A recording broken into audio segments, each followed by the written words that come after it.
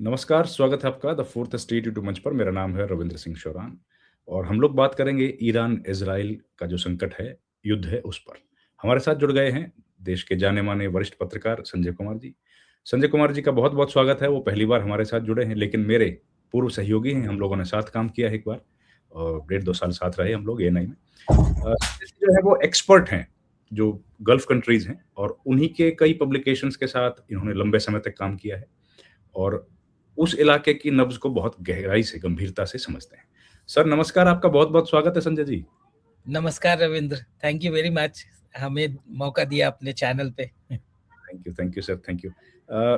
संजय जी क्या है ये थोड़ा-सा सिचुएशन को बता पाएँगे हमारे दर्शकों के लिए? कितना न सबसे पहले तो ये बता दीजिए कितना नुकसानदायक हो सकता है? अगर हम लोग थोड़ा-सा प्रेडिक्ट करने की कोशिश करें। लगातार हमला हो रहा है, एस्केलेट हो रहा है वॉर और इज़राइल, ईरान दोनों के जो बयान आ रहे हैं, तो किस तरह की सिचुएशन क्रिएट हो सकती है? देखो मोटा-मोटी अगर कहा जाए तो ये ऐसा सिचुएशन है इंटरनेशनल जगत में कि जिसकी लाठी उसकी भैंस। हमारे पास ताकत है तो हम कुछ भी करेंगे। गाँव वगैरह में कहावत होता है ना कि हमारे पास ताकत है, हम पहलवान हैं, गाँव के सबसे मजबूत इंसान हैं, तो हम छप्पड़ पे चढ़ के कुछ भी करें। वही वाली बात अंतर्राष्ट्रीय जगत में हो रहा है। अब ईरान पे तो आपने अटैक कर दिया, उसके सुप्रीम लीडर आयतुल्लाह खमेनी को मार दिया। उसके बाद क्या? क्या अमेरिका के पास कोई प्लानिंग है कि जो एंट्री तो कर लिया, एग्जिट का कोई प्लानिंग है? आगे का क्या क्या रणनीति होगा? क्या इसकी कोई प्लानिंग है? कुछ नहीं। ये एक सनक है अंतर्राष्ट्रीय जगत में, कम से कम अमेरिका और इज़राइल को, कि जो ईरान हमारी डफली पे नाचे। अगर तुम नहीं नाचोगे तो हमारे पास इतनी ताकत है कि तुमको हम नचा देंगे। और ईरान ये बोल रहा है कि तुम कुछ भी कर लो, हमारे पास अपना एक इतिहास है, अपनी संस्कृति है, अपनी धरोहर है, अपना एक लंबा सिविलाइजेशन है, हिस्टोरिकल मेमोरी है। हम कभी किसी से झुके नहीं। हम अपने बलबूते पर हमारी संस्कृति दुनिया भर में फैली, और तुम जैसे जो अभी 200 साल 300 साल जिसका इतिहास है, उससे हम झुकने वालों में से नहीं है। तो एक ढंग से ये कल्चरल वॉर भी है। एक एक एक एक ऐसा युद्ध है जहां पे एक दोनों एक ताकत, एक बहुत बलशाली देश कोशिश कर रहा है झुकाने के लिए, दूसरा बोल रहा है कि जो हम झुकेंगे नहीं, तुम कुछ भी कर लो। और वही कोशिश है। अब क्या होगा? अब आप अमेरिका अमेरिका ने बोला कि जो हम तो खमैनी को खत्म कर दिए। खमैनी के खत्म करने के बाद उनको उम्मीद थी कि जैसे सद्दाम हुसैन इराक में खत्म होने के बाद इराक में सारा सत्ता बदल गया। जब लीबिया में कर्नल गद्दाफी का कत्ल हो गया तो वहां भी सत्ता बदल गया, सब सारा चीज परिवर्तन हो गया। सीरिया में जब असद वहां से हट गए तो वहां भी परिवर्तन हो गया। लेकिन ये ईरान न सीरिया है, न इराक है, न लीबिया है। ईरान में एक ऐसी व्यवस्था है, एक ऐसा आइडियोलॉजिकल स्टेट है जो इंडिविजुअल उसमें एक एक एक कड़ी है। वो आधार नहीं है।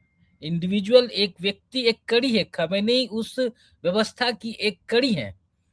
आप देखो खमेनी के साथ जो ईरान के रिवोल्यूशनरी गार्ड हैं, जो मेन सेना है जिसके हाथ में सत्ता का बागडोर है, उसके भी कितने सीनियर लोगों को मार दिया। तो क्या वो हिल रहे हैं? क्या उनके उन उनको उनके आक्रमण करने की क्षमता में कोई कमी आई? नहीं आई। तो एक व्यवस्था से लड़ाई, एक आइडियोलॉजिकल स्टेट से अमेरिका जूझ रहा है, और उसको पता नहीं कि कहाँ कहाँ जाकर ये युद्ध खत्म होगा। अब उनके ईगो पे आ जाएगा।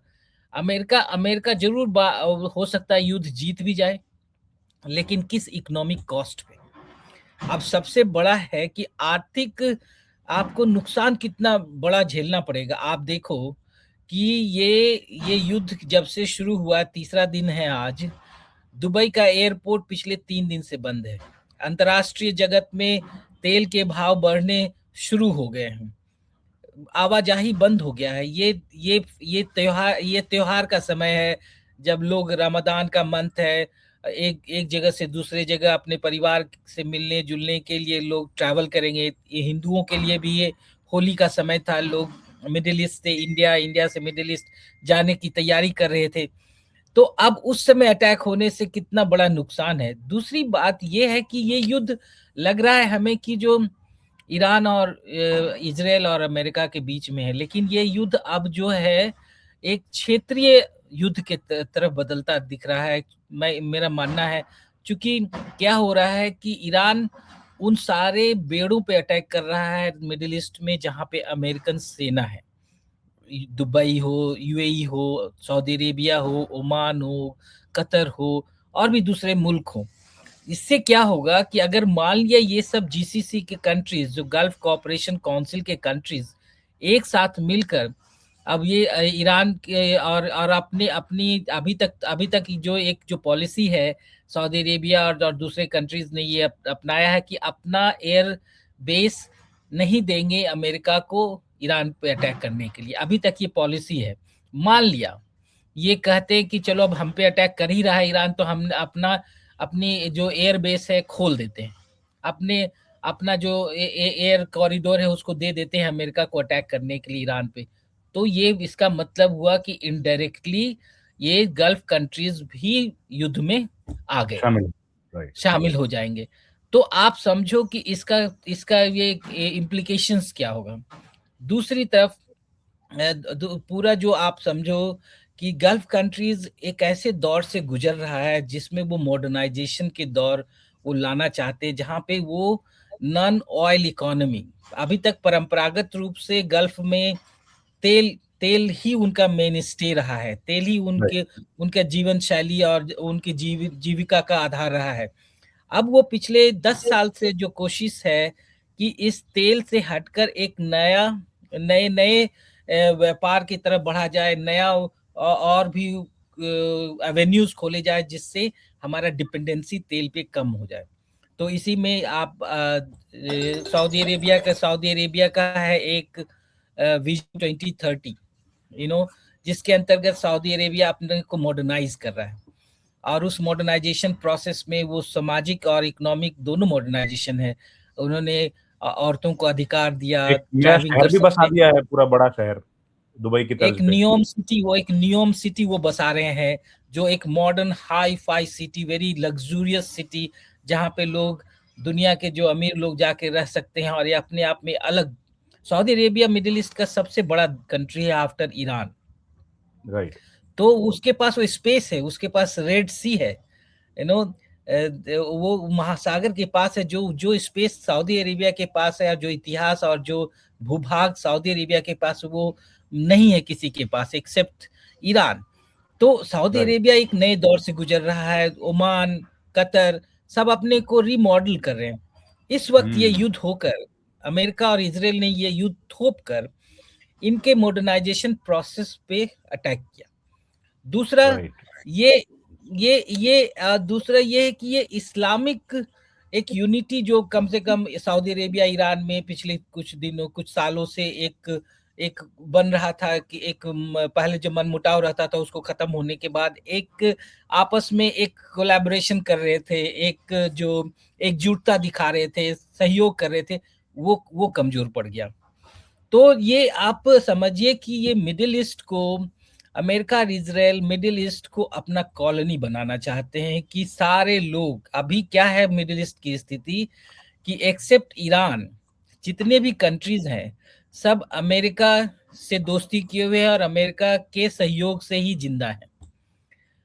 अब एक्सेप्ट ईरान, अब ईरान को भी उसी तरह से वो चाहते कि ईरान भी अमेरिका परस्त हो जाए, इजराइल परस्त हो जाए, और जैसे मुल्क मिडिल ईस्ट के और सब मुल्क आवाज नहीं उठाते हैं पैलेस्टीनियन पे जो खतरे हो रहे हैं, इस्लाम पे जो खतरे हो रहे हैं, वैसे ये भी रहे और एक सिंबॉलिक आवाज उठाए, और अब्राहम एकॉर्ड का भी एक हमारा ये पार्ट बन जाए। अब्राहम एकॉर्ड ये वो एकॉर्ड है जो अमेरिका मिडिल ईस्ट के कंट्रीज के साथ करना चाहता है, जिससे एक इजराइल को एक लेजिटिमेसी मिल जाए, जिसमें यूएई, ओमान ये सब ऑलरेडी साइन कर चुके हैं।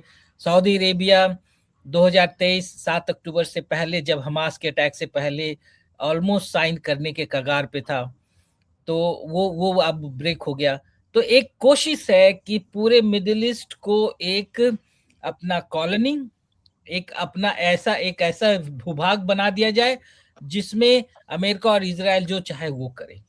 लड़ाई जी, यहाँ पे इस अस्तित्व की है और राइट। ईरान अभी इस लड़ाई में प्रखर रूप से खड़ा होकर अपने प्राइड के साथ वो खड़ा होकर केवल अपने ही इतिहास और अपने ही सभ्यता को बचाने की कोशिश नहीं कर रहा है, वो इससे एक इस्लामिक वर्ल्ड की लीडरशिप के पोजीशन को भी एक्वायर करने की कोशिश कर रहा है वो, हुँ, कि देखो एक हम ही हैं जो इन जायोनिस्ट फोर्सेस से, इन इन ताकतों से जो इस्लाम के खिलाफ हैं, लड़ रहे हैं।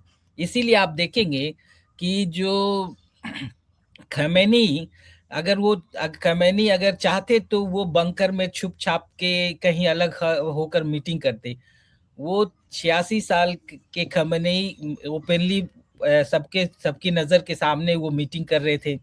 वो शहादत खोज रहे थे और हुँ, शिया इस्लाम में ये शहादत बहुत बड़ा रोल प्ले करता है, एक इम्पोर्टेंस रखता है। तो वो शहादत वो शहीद हो गए, एक मार्टर हो गए, जो किसी भी मुसलमान के लिए एक बड़ी चीज है। और ऐसे ये उस समय शहादत अपनी शहादत देकर वो शिया और सुन्नी दोनों को यूनाइट कर दिए। आप देखिए इस्लामिक वर्ल्ड में बिल्कुल, जहां भी अभी प्रोटेस्ट हो रहे हैं, केवल शिया नहीं कर रहे, दोनों दोनों मुल्क दोनों दोनों धड़ा जो इस्लाम का दोनों है वो प्रोटेस्ट साथ कर रहे हैं। तो एक ये भी सिंबॉलिक है, बहुत सारे मीनिंग्स निकल सकते हैं, लेकिन अब है कि ये लड़ाई कहाँ जाएगी सबके मन में कि कहाँ। अब तो ये अगर कोई पागलपन सनक से अगर कोई लड़ाई लड़ रहा है तो उसका तो कोई उसका सनक ही जब शांत हो तभी कोई उपाय है। अब इसमें इस लड़ाई का कोई मतलब नहीं था। आप शांति वार्ता कर रहे थे, आप जी, आप ईरान से वार्तालाप कर रहे थे। ईरान 2015 में जब ओबामा प्रेसिडेंट थे, उस समय वो न्यूक्लियर संधि किया अमेरिका से कि हम ओपन करेंगे अपना न्यूक्लियर इंस्टॉलेशंस, आप इंस्पेक्शंस के लिए आइए। हमें वो ईरान बहुत जिज्ञासु था कि वो इंटरनेशनल जगत में मेन स्ट्रीम हो जाए और उसकी जो हुँ, पोटेंशियल है, आर्थिक आर्थिक क्षमता है, उसको वो रियलाइज करे। पिछले 30 साल से ज्यादा ये लोग सैंक्शन लगा के जो ईरान में जो क्षमता है, जो पोटेंशियल है, जो रिसोर्सेज है, उसको इस्तेमाल नहीं कर पा रहा है। क्योंकि वो सैंक्शन बिल्कुल वो लगा हुआ है। काफ़ी